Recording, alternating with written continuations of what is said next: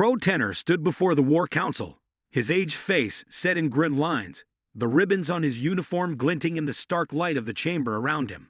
The air was filled with expectancy, and the murmur of intergalactic maps flickering in the background. Eminent leaders gathered as Crow began, his voice carrying across the room, sonorous and seasoned. I have stood on the front lines of 50 fights, and I tell you this, do not underestimate Earth. General Vor, resplendent in his ceremonial armor, mocked openly, drawing the eyes of the younger officers. A primitive planet, Crow. Their technology is ages behind us.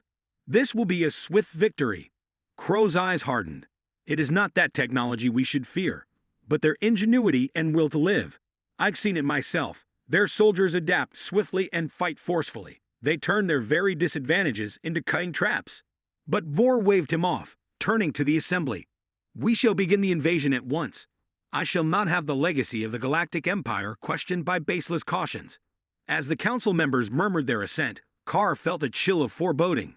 He knew too well the expense of hubris in war. With a heavy heart, he prepared for the departure, knowing this conflict would be unlike any other. Captain Emily Stone altered her combat vest, her eyes scanning the rugged terrain around her. The sky was a weave of oranges and blues, almost too gorgeous to be a prelude to war. Her calms crackled to life. Captain, the scouts report the Imperial fleet's arrival within the hour, stated Lieutenant Marks, his voice tense. Understood, Lieutenant. Remind everyone this is not a typical fight. Hit and run. Precisely like we practiced, Emily replied, her mind racing through every contingency plan. As the first of the enemy ships broke through the atmosphere, sending a shock through the air, Emily's squad prepped their improvised weapons. They were outnumbered and outgunned. But Emily knew every inch of this landscape, every hidden path and secret cave her forefathers had used to hide during ancient wars. The Imperial soldiers advanced with mechanical precision, their movements betraying a certainty that only those who had never faced defeat could possess. Emily watched from her vantage point, waiting for the right moment. Wait for it, she muttered into her calms, her finger placed over the detonator. As the infantry neared the hidden mines, she pressed down firmly. The explosion ripped through the alien ranks, mayhem unfolding as her team unleashed a barrage from their hiding positions. The Imperial forces, shocked, hurried to regroup, but Emily's crew was already moving, disappearing into the underbrush, leaving uncertainty in their wake. Back at the Imperial base, Kura neared General Vor's command tent, the sounds of the recent skirmish still resonating in his ears. He found Vor pacing, his face thunderous. This is an unexpected setback, Vor growled as Kura entered. Those primitives are more troublesome than anticipated. They used the terrain to their advantage. General, they know we can't deploy our big artillery in these forests without clear lines, Kura recommended, wanting to inject some wisdom into the headstrong leader. Vor snorted. Adapt. We shall crush them with brute force. Prepare the following wave. I want no survivors. Kura sensed a sinking feeling. General, I must insist. Your insistence is noted and ignored. Commander Vor interrupted with a sharp glare. Do as I command. Grudgingly, Kura eluded and exited the tent, his mind racing. He could see the dreadful road they were on, yet he was unable to change it under Vor's instruction. He needed to find another method to save both the Imperial armies and the Earthlings they had misjudged so fatally. As night fell, Emily assembled with her colleagues in an abandoned farmhouse. Maps scattered out before them. The environment was tense but determined. We hit them hard today, but they'll come back stronger, Emily stated, her gaze examining the faces of her squad. We need to keep going, keep them guessing. Marks, take your squad to the northern ridge tomorrow, and rig the passes with bombs. What about resupplies? Asked Sergeant Hawk, a clue of concern in his words. We have caches hidden away. We'll make do with what we have. This is our home, and we know it better than they ever will, Emily stated firmly, building confidence with her resolve. The squad nodded, their spirits buoyed by her leadership. They were ready to battle to safeguard their planet, no matter the odds. As they dispersed to get a couple of hours of rest, Emily remained behind, going over the maps. She knew this conflict was just beginning. Each skirmish was a test of their endurance and their will to resist, and she was not willing to let her planet fall without a fight. Meanwhile, Kura lay awake in his quarters, the weight of the impending days crushing down on him. He had to act soon, or see the fall of another globe to the mindless ambition of the Galactic Empire.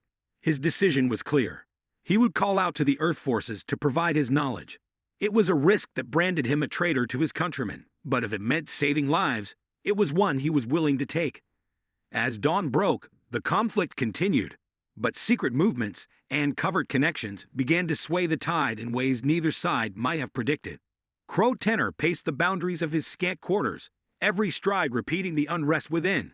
He had made a decision, one that might very possibly mark him as a traitor to the Galactic Empire, yet might also save many lives. He tapped into his secure communicator, starting a touch that might affect the trajectory of the war. "Captain Stone, this is Crow Tenor. I feel we have plenty to discuss on Earth." Emily Stone's voice came through sharp and exhausted. "I'm listening. But know this, any trickery, and this talk ends, your existence is forfeit. I comprehend the danger, and I assure you my aims are to avoid further bloodshed," Crow stated gravely.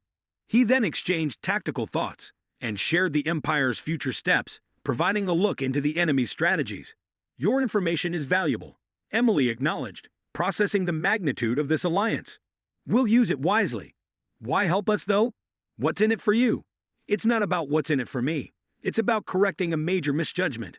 I've seen too many worlds perish because those in power were too haughty to listen."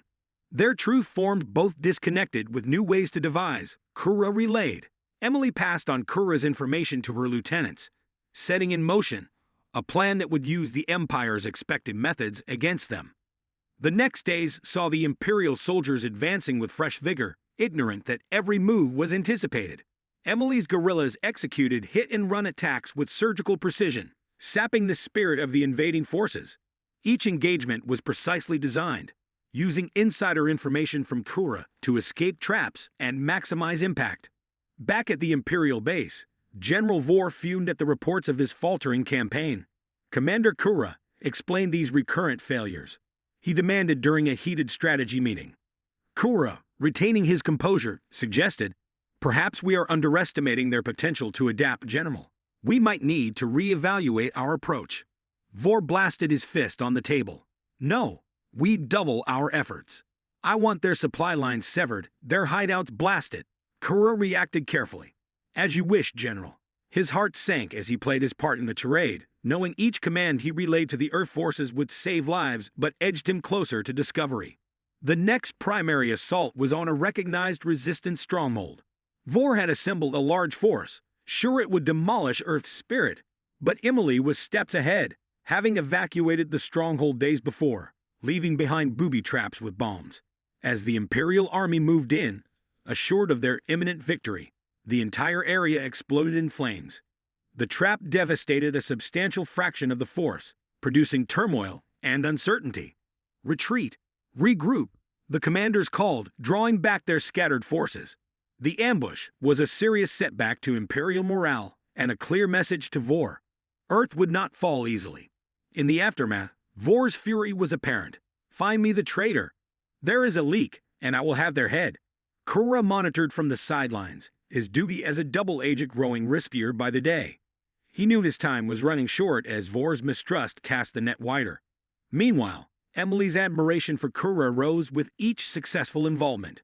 His insights were not just correct, but delivered with an understanding of Imperial tactics that only a seasoned veteran could provide.